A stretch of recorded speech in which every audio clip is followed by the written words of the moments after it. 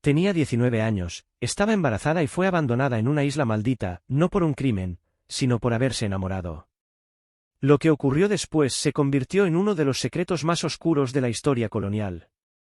No vas a creer cómo logró sobrevivir. Agosto de 1542. Una joven francesa de 19 años observa, con el corazón desbordado de desesperación, cómo un barco desaparece lentamente en el horizonte del Atlántico Norte. Las olas gélidas golpean con furia las rocas oscuras de una isla remota y desolada, la más hostil que haya conocido.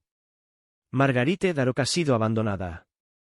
A su lado solo permanecen su leal sirvienta Damiane y un joven soldado llamado Michelle, el único que se atrevió a defenderla.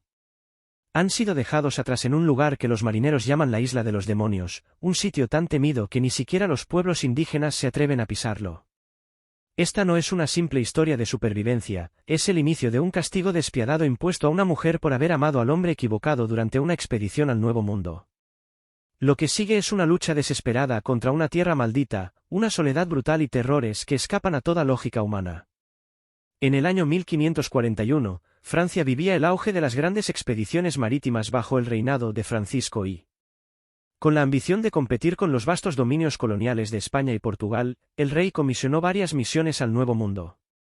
Una de las más ambiciosas fue liderada por Jean-François de Roberval, un noble normando que recibió autorización real para establecer una colonia permanente en lo que hoy conocemos como Canadá. Entre los pasajeros se encontraba su sobrina, Marguerite Darok, una joven noble huérfana desde los 15 años. Criada en la casa de su tío, nunca fue vista como una hija, sino como una carga que debía ser resuelta. Roberval planeaba casarla ventajosamente con algún colono próspero en América, liberándose así de sus responsabilidades como tutor. Sin embargo, a bordo de la embarcación que zarpó de La Rochelle en abril de 1542, surgió un vínculo inesperado. Marguerite conoció a Michelle, un soldado de orígenes humildes, cuya valentía y agudeza rápidamente llamaron la atención. Lo que empezó como charlas casuales durante la larga travesía se transformó en un amor profundo, en un secreto que pronto se convirtió en tema de susurros entre la tripulación. Para una sociedad jerárquica y estricta, la relación entre la sobrina de un noble y un simple soldado era un escándalo en potencia. Cuando Roberval descubrió que su sobrina no solo había mantenido una relación amorosa, sino que además estaba embarazada, su furia fue absoluta. Su autoridad, ya cuestionada por la dificultad de liderar una expedición compleja, quedó gravemente comprometida. ¿Cómo podía imponer orden un hombre que ni siquiera podía controlar a su propia familia? El honor, el poder y la reputación de Roberval pendían de un hilo, y lo que vino después marcaría para siempre la vida de Marguerite. Con la moral de la expedición debilitándose y su liderazgo en entredicho, Roberval tomó una decisión tan radical como aterradora. En agosto de 1542, mientras la flota se desplazaba por las costas rocosas de lo que hoy es Terranova, el comandante anunció su veredicto: Marguerite sería abandonada como castigo por su desobediencia y conducta inmoral. El lugar elegido era conocido entre los marineros como la Isla de los Demonios, o Île des Démons, un sitio temido por historias de voces fantasmales, apariciones espectrales y sucesos inexplicables que hacían que incluso los nativos Micmac evitaran sus costas. Para Roberval, no solo se trataba de una lección, sino de una purga. Al desembarcarla, esperaba que el aislamiento y las condiciones extremas acabaran con el problema sin dejar rastro. Pero algo inesperado ocurrió. Michelle, desafiando toda lógica y temor, se lanzó al agua helada y nadó hasta la isla, negándose a dejar sola a la mujer que amaba. Su acto de lealtad conmovió incluso a los más endurecidos soldados de la expedición, pero Roberval no dio marcha atrás. Poco después, Damiane, la fiel sirvienta de Marguerite, también pidió permiso para unirse al exilio. Le fue concedido. A los tres se les dejaron unas pocas provisiones básicas, algo de comida que duraría apenas unos meses, herramientas rudimentarias, poca munición para 2 armas y ropa insuficiente para el crudo invierno canadiense. Roberval no esperaba redención ni arrepentimiento. Solo silencio. Esperaba que el frío, el hambre o la isla misma se encargaran del resto. Ask ChatGPT. Los primeros meses en la Isla de los Demonios fueron una lucha constante contra lo elemental y lo desconocido. Marguerite, Michelle y Damián enfrentaron de inmediato la cruda realidad del exilio, la escasez de alimentos, la falta de herramientas adecuadas y la ausencia total de refugio. El terreno era hostil, el clima implacable. No sabían cómo cazar, como construir un refugio resistente o como identificar fuentes seguras de agua potable. Cada día era una batalla por lo básico, y cada noche traía consigo el temor de no sobrevivir hasta el amanecer. En medio de esta precariedad, durante el otoño de 1542, Margarite dio a luz a un hijo. El parto, realizado sin ayuda médica, ocurrió en una cabaña improvisada con ramas, piedras y restos de tela, mientras el viento helado se filtraba por cada grieta. El nacimiento del niño trajo un breve rayo de esperanza a los exiliados, una pequeña luz en medio de la oscuridad creciente. Sin embargo, la alegría fue efímera. Las reservas de comida seguían disminuyendo, el frío aumentaba y el instinto de supervivencia comenzaba a tensar los límites físicos y emocionales del grupo. Lo que parecía un nuevo comienzo pronto se transformó en una lucha aún más profunda y desesperada por continuar vivos. Con la llegada del invierno, la isla comenzó a revelar su verdadera naturaleza. Las temperaturas descendieron con violencia, alcanzando niveles insoportables que hacían inútil cualquier tipo de refugio improvisado. Pero el frío no era lo peor. Durante las largas noches, se escuchaban aullidos que no pertenecían a ningún animal conocido, voces humanas que gritaban en lenguas imposibles de identificar, y pasos pesados que rondaban la cabaña mientras los tres exiliados permanecían en silencio, paralizados por el miedo. Margarite aseguraría más tarde haber visto figuras sombrías moviéndose entre los árboles, siempre al borde de su visión, como si algo la observara constantemente sin dejarse atrapar por su mirada. En medio de estos fenómenos inexplicables, llegó la tragedia. El bebé, demasiado frágil para soportar la crudeza del entorno, murió por frío y desnutrición. Poco después, Damián enfermó gravemente, víctima de una afección pulmonar que, sin medicinas ni tratamiento, la fue consumiendo lentamente hasta que su cuerpo no resistió más. La pérdida fue devastadora, pero aún quedaba Michelle, quien con el paso de los días comenzó también a debilitarse.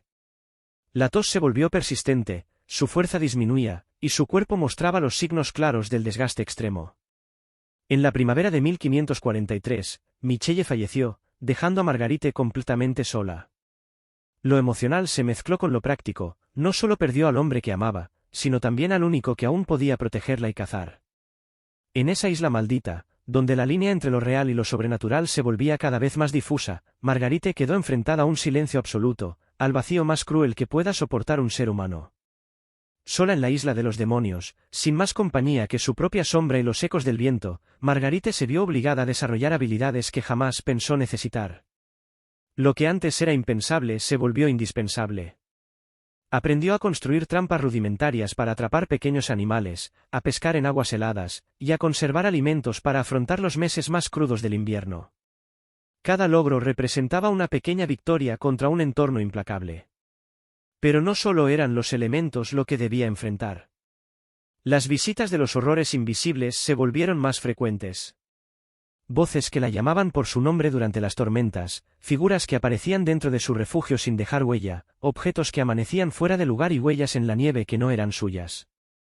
El aislamiento absoluto comenzó a moldear su mente. Para mantener la cordura, Margarite creó una rutina, hablaba en voz alta durante horas, recitaba oraciones y fragmentos de poemas que recordaba de su infancia, y marcaba los días en trozos de madera como si llevar un calendario pudiera sostener su identidad. Esa estructura, por frágil que fuera, le permitió aferrarse a la humanidad en un entorno donde todo parecía empujarla al abismo. En un momento decisivo, enfrentó incluso a un oso agresivo, al que logró matar con un disparo certero. Con su carne se alimentó y con su piel logró protegerse del frío. Sobrevivir dejó de ser un deseo y se convirtió en un acto de resistencia. En el otoño de 1544, cuando ya parecía que el silencio de la isla sería eterno, una columna de humo llamó la atención de un grupo de pescadores vascos que navegaban por la zona.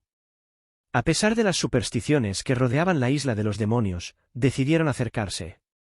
Lo que encontraron desafió toda lógica, una mujer europea, aún viva después de más de 2 años en ese infierno congelado. Margarite estaba irreconocible.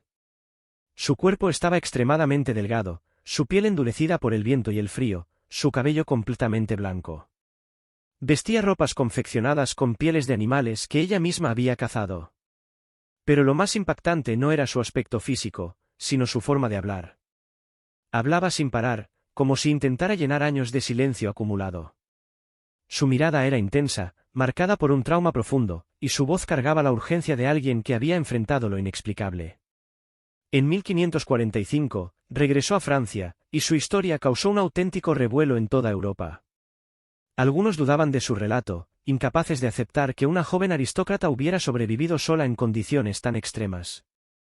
Otros la veían como un símbolo de fuerza y resistencia. Su presencia despertó una mezcla de escepticismo, escándalo y admiración, convirtiéndola en una figura única en los salones y círculos intelectuales de la época. Nadie salía indiferente tras escuchar lo que vivió en la Isla de los Demonios. La historia de Margarite no terminó con su rescate. Al regresar a Francia, se convirtió en un fenómeno social. Su relato, cargado de detalles sobre apariciones, voces extrañas y una lucha constante contra fuerzas invisibles, fue recibido con opiniones divididas. Mientras algunos se fascinaban con lo sobrenatural, otros ponían en duda su credibilidad, atribuyendo sus palabras al trauma del aislamiento. Sin embargo, la precisión con la que describía los eventos, sumada a la contundencia de su transformación física, dejaban poco espacio para el escepticismo absoluto. La reputación de Roberval, por su parte, no sobrevivió al escándalo. Intentó justificar su decisión alegando necesidad disciplinaria en una expedición peligrosa, pero la opinión pública no lo perdonó. Muchos nobles franceses se distanciaron de él, y sus proyectos de colonización fracasaron. Margarite, en cambio, se volvió una figura recurrente en los salones franceses, donde su historia era contada una y otra vez con una mezcla de asombro y horror. Su experiencia no solo impactó a su generación, sino que dejó una huella duradera en la literatura canadiense y en las leyendas de supervivencia del Nuevo Mundo. Su legado encarna algunos de los temas más profundos y complejos de su tiempo: la severidad de los castigos impuestos por un sistema patriarcal, la fortaleza silenciosa de una mujer enfrentada al olvido, y el conflicto eterno entre el amor y la autoridad. En su relato se funden la brutalidad histórica, los ecos del terror sobrenatural y la capacidad del ser humano para resistir incluso cuando todo parece perdido. Hoy, los historiadores coinciden en que la isla de los demonios mencionada en los relatos de Margarite probablemente corresponde a la isla denominada Isle of Demons, ubicada frente a las costas de Terranova. Aunque los elementos sobrenaturales que ella describió siguen sin explicación, su supervivencia ha sido confirmada por registros de la época, consolidando su historia como un hecho documentado, más allá del mito. Margarite Darroch se mantiene como un símbolo poderoso, un testimonio vivo de la resistencia humana en condiciones extremas, especialmente bajo las estructuras de poder patriarcal que gobernaban su tiempo. Su historia continúa fascinando porque habita ese terreno ambiguo entre la realidad y la leyenda, donde lo imposible parece haber ocurrido. Es la historia de una mujer que, castigada por amar libremente, convirtió su exilio en un acto de fortaleza inolvidable. En ella se mezclan la dureza histórica, el horror inexplicable y la voluntad inquebrantable de seguir con vida. Una narrativa que, siglos después, aún nos obliga a mirar de frente los límites de la crueldad y de la resistencia.